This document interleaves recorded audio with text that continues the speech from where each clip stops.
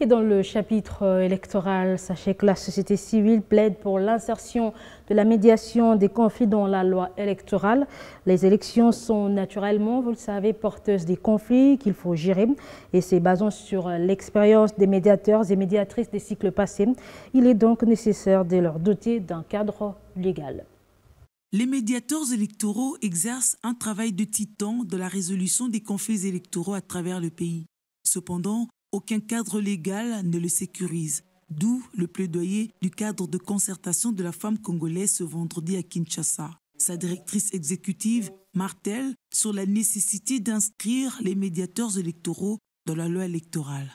Les médiateurs ou médiatrices des conflits électoraux font un très grand travail avant, pendant et après les élections. La médiation, la négociation entre des gens qui ont des différends, qui ont des difficultés, qui s'affrontent à l'étape non juridictionnelle, déjà comme l'arbre à palabres, depuis 2006, qu'ils travaillent pour que les élections se déroulent de façon apaisée, mais ils ne sont pas connus de façon légale, ils ne sont pas pris en charge.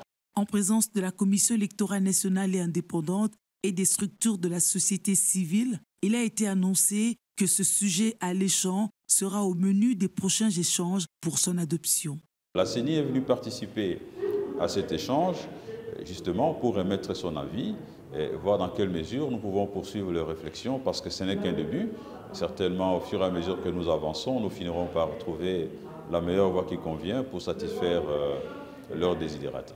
L'œuvre abattue par les médiateurs durant les 4 cycles électoraux dans le pays était présentée. Pour celui de décembre 2023, CAFCO, sous ses fonds propres, avait déployé 143 médiateurs dans 10 provinces ciblées. Le législateur congolais est appelé à dresser une base légale à la médiation des conflits électoraux.